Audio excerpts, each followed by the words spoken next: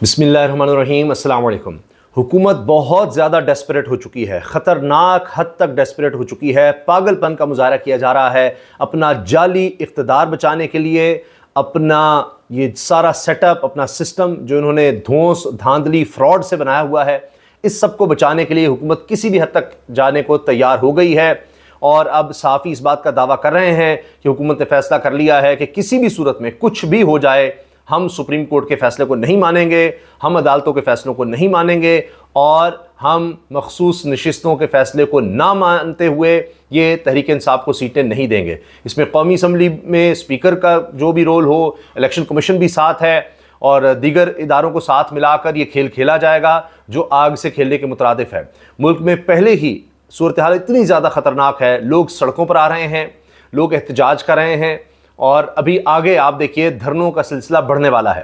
पहले ही आप जानते हैं कि इस वक्त फैज़ाबाद में जो रावलपिंडी इस्लामाबाद को मिलाने वाली जगह है, जुड़वा शहरों का जहां सबसे ज़्यादा रश होता है, ये शाहराहें मिलती हैं यहाँ पर दोनों शहरों की, और फिर यहाँ से पेशावर, लाहौर, वो भी जंक्शन यहाँ पर है, वहाँ पर TLP का धरना जारी है। 4 रोज़ हो चुके हैं और 3 अदवार मुज़ाकरात के हो चुके हैं। ये हुकूमत की तरफ से दावा किया जा रहा है 3 मुज़ाकरात के राउंड हुए हैं और वो नाकाम रहे हैं।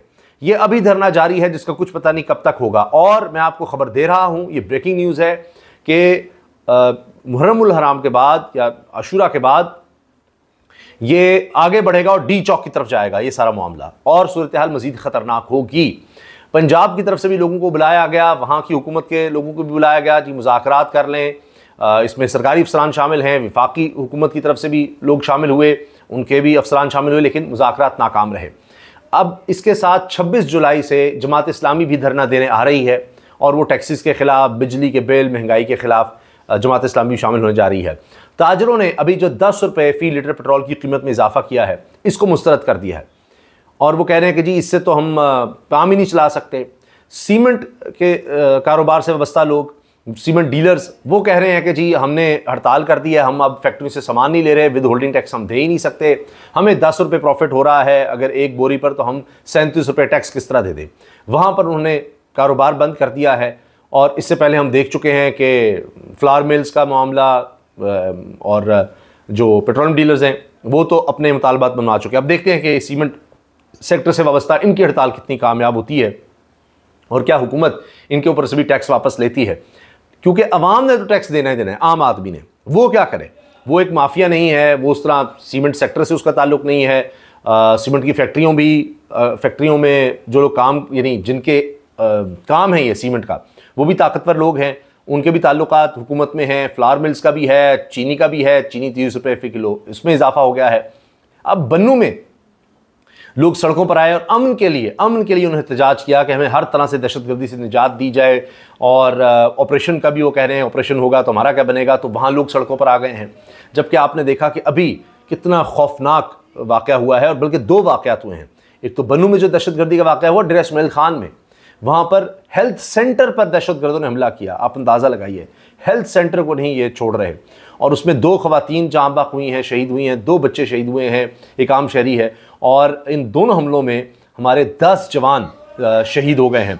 8 वहाँ पर बन्नू में जहाँ पर ख़ुदकुश हमला भी किया गया, ट्रक के ज़रिए बारूदी मवाद वहाँ पर टकराया गया, उसमें हमारे 8 जवान शहीद हुए हैं। जवाबी कार्रवाई में वहाँ पर 10 दहशतगर्द मारे गए।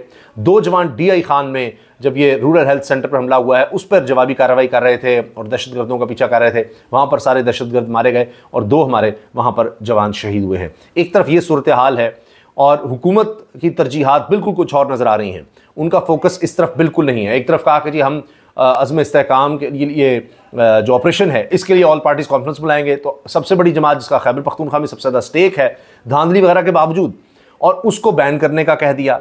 ये आप देख लीजिए क्या सूरत हाल है। इकॉनमी इनसे संभल नहीं रही। इनका दावा ये था कि इमरान खान ने अमेरिका से ताल्लुकात ख़राब कर दिए, इमरान खान ने मगरबी दुनिया से ताल्लुकात ख़राब कर दिए, वो एब्सोल्युटली नॉट कहकर उसने मामलात ख़राब किए। हमारे सऊदी अरब से, दीगर मालिक से ताल्लुकात ख़राब कर दिए। ये जाएगा, इन्होंने ये बेचा था कि नवाज शरीफ आएगा, इमरान खान को निकालेंगे, अरबों डॉलर आएंगे, टका नहीं आया। ऊपर से अमेरिका में लॉबिंग हो रही है, जो वहाँ पर ओवरसीज़ पाकिस्तानीज़ हैं उनका वोट है, और करारदाद तारीख़ में ऐसी नहीं है, अमेरिका की तरफ से आ गई। अब आगे ट्रंप आ रहा है, वो मामला भी देखिए। किसी भी गल्फ कंट्री से उस तरह से नहीं आया। SIFC के खिलाफ IMF खड़ा हो गया है कि जी इस पर आप कोई रियायत नहीं किसी को देंगे, और IMF ने भी कह दिया कि अब आप बिजली की कोई कैपेसिटी नहीं बढ़ाएंगे। फुल स्टॉप IMF ने लगा दिया इस पर। IMF के आगे हम बिल्कुल लेटे हुए हैं, अवाम के आगे ये हुकूमत खड़ी है, उनको मार रही है, लेकिन लोग भी अब सड़कों पर आते चले जा रहे हैं, उनके पास और कोई रास्ता नहीं रहेगा। ताजरों ने पेट्रोलियम मसनूआत की कीमतों में इजाफे को मुस्तरद किया है और वो कह रहे हैं कि जी लोगों के पास तो रोटी खाने के पैसे नहीं हैं, हम इसको मुस्तरद करते हैं। बिजली और गैस के बिल पहले ही हमसे नहीं दिए जा रहे, अब पेट्रोल में इजाफा कर दिया तो हम कहाँ जाएँ। ये सारी सूरत हाल है और हुकूमत क्या कर रही है, उसका फोकस, उसका काम दिन रात क्या है, अजीबो गरीब प्रेस कॉन्फ्रेंस करवाना, अजीबो गरीब शुरलियाँ छोड़ना, और उसके बाद ये कि जी ये धौंस धमकी धांधली से ये जो सीटें जाली जीती हुई हैं उससे भी पेट नहीं भरा, तो अब मज़ीद ये चाहिए हमें।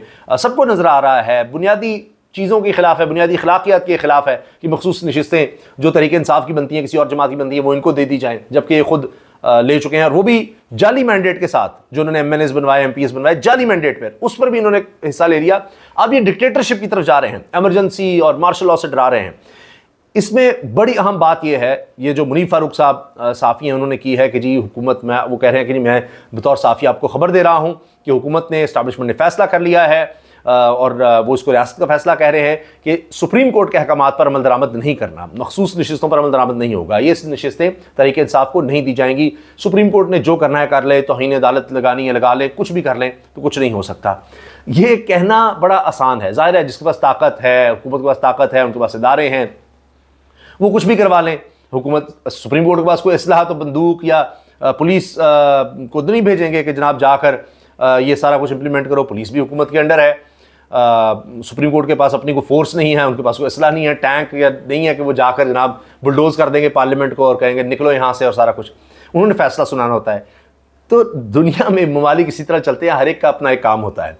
ये नहीं हो सकता कि अब हुकूमत खुद ही वहाँ पर पंचायत लगाएगी कि जी इसके फैसले हम नहीं मानते, हम खुद फैसला करेंगे। इससे इतना गलत मैसेज जाता है कौमी सतह पर भी, आलमी सतह पर भी। कोई रियासत ऐसे काम कर ही नहीं सकती, इसका तस्वुर ही नहीं हो सकता।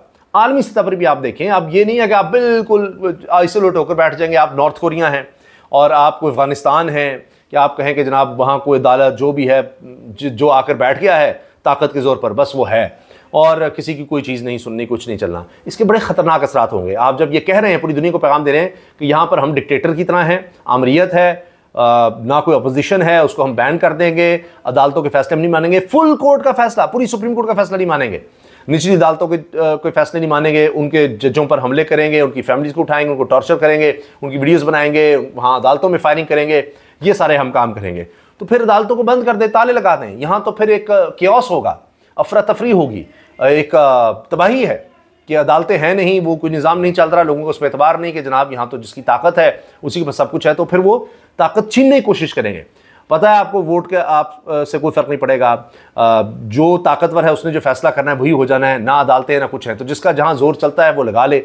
ये एक बड़ी ख़तरनाक सूरत हाल है, ये केओस है, ये तबाही है, बर्बादी है। इस तरह से कोई रियासत चल ही नहीं सकती। और ये भी एक्सपेरिमेंट करके देख लें, पिछले 2 साल से इन्होंने बड़े तजर्बे किए हैं, वो भी करके देख लें। दूसरी तरफ जो इनका नज़र सानी वाला मामला है, जब तक डिटेल जजमेंट नहीं आ जाती वो भी आगे नहीं बढ़ेगा कि जी मखसूस नशिस्तों में हम कोई जजों पर अब दोबारा को प्रेशर डाल लेंगे, ये फुल कोर्ट के फैसले को हम तब्दील करवा लें, या एडहॉक जजेस जब आ जाएंगे तो सूरत हाल बदल जाएगी, हमारे हक़ में कर लेंगे, और तब तक काजी फैसल को हम एक्सटेंशन भी दिलवा देंगे। वो भी मामला लेट होता नज़र आ रहा है। मंसूर अली शाह का रास्ता रोक लेंगे, हम ये तरमिनल्ला को भी सेट कर देंगे, ये ऐसी तैसी, ये कैसे कर सकता है, फलां जज कैसे कर सकता है। ये वही जजेस हैं जो तहरीक इंसाफ के खिलाफ जिन्होंने फैसले दिए हुए हैं, लेकिन तब ये ठीक थे, अब हमारे खिलाफ कोई फैसला नहीं दे सकते। ये पहला फैसला इनके खिलाफ आया और कह रहे हैं ये एक ही काफ़ी है, इनकी ऐसी की तैसी।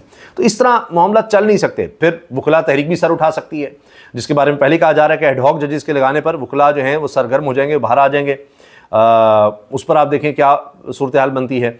इसके साथ ये धरने जो हैं ये आगे बढ़ते नज़र आ रहे हैं, और ये मैं आपसे अर्ज़ कर दूं कि है तो ये फ़लस्तीन के लिए, और फ़लस्तीनियों के हक़ में ये धरना दिया हुआ है। जमात इस्लामी जिस तरह महंगाई की निकल रही है, लेकिन जब लोग परेशान होते हैं, प्रेशर में होते हैं, उनको नज़र आता है हमारी कोई नहीं सुनने वाला, मामलात बड़े ख़राब हैं और रोज़ी रोटी सारी मुश्किल हो चुकी है, तो फिर और तरह से भी एहतजाज निकल आता है। ये तो मजहबी वाले से है, लेकिन वो जब लोगों में इतनी फ्रस्ट्रेशन बढ़ेगी तो कहीं ना कहीं वो निकलेंगे।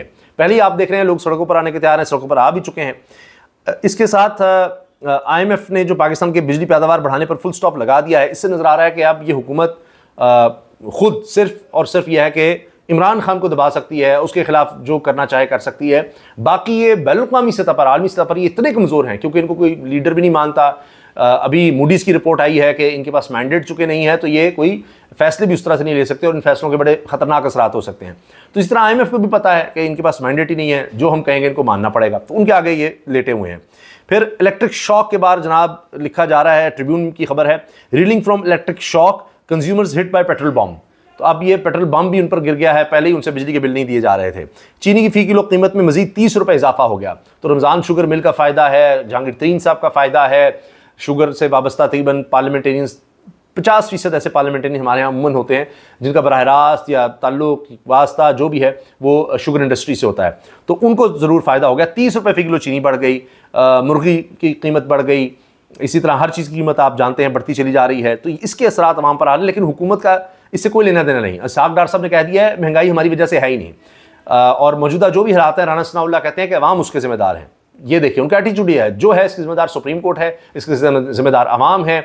हम जनाब दूध के दुल्हे, हमारा कोई काम नहीं, हमारा सिर्फ काम है सरकारी प्रोटोकॉल एंजॉय करना, आना, कब्जा करना, बैठना, तनख्वाहें लेना, टैक्सेस लगाना और उससे अपनी मौजें करना, बैनुल-अक़वामी दौरे करना, हमारा और कोई काम नहीं है। हम आकर बैठ गए हैं, जो करना है कर लो। यहाँ कोई आइन कानून नहीं है, जो हम कहें वही आइन है, वही कानून है, वही अदालत है, वही फैसला है, जिसने जो करना है कर ले।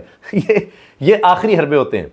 ये आप मुशर्रफ दौर में भी आप देखेंगे, आपको नजर आएगा कि आखिर में फिर ये होता है कि जब पता लग जाता है कि अब कहानी खत्म हो रही है तो फिर आप फड़फड़ाते हैं। फिर एमरजेंसी उन्होंने भी लगाई थी परवेज़ मुशर्रफ ने, तो ये भी इसी तरह आप देखिए ना, एमरजेंसी की सूरत हाल तो मुल्क में पहले ही है। कौन सा कोई आइन कानून है, किसी के बुनियादी हुकूक हैं, माशी तौर पर लोग तबाह बर्बाद हो गए हैं। सुप्रीम कोर्ट के अहकामात पर अब आप अल-ऐलान कह रहे हैं मानेंगे, जजिस को आप पहले ही हाई कोर्ट के धमका रहे थे, वो काम तो चल ही रहा था। फैज़ाबाद धरने के खात्मे के लिए वफाक के 3 मुज़ाकरात बेनतीजा रहे, ये हुकाम बता रहे हैं। और इससे भी आप देखें कि वो मामला हुकूमत से संभल नहीं रहा, उधर इतना वो ज़ोर लगा नहीं सकते, उनको पता है कि वहाँ बड़ा और तरह का रिएक्शन आएगा। लेकिन ये तहरीके इंसाफ के लोग, इन पर हम जबर कर लेंगे, इन पर कुछ कर लेंगे, उसका रिएक्शन उस तरह नहीं आ सकता, क्योंकि इनको हमने दबा लिया है, इनको हम पकड़ सकते हैं, तो ये कुछ नहीं करेंगे। लेकिन ये इतना जबर, इतना जो तशद्दुद और ये जिस तरह से भी माहौल क्रिएट किया गया, अब उसके नताइज उस तरह के निकले ही नहीं जो सोचे गए थे।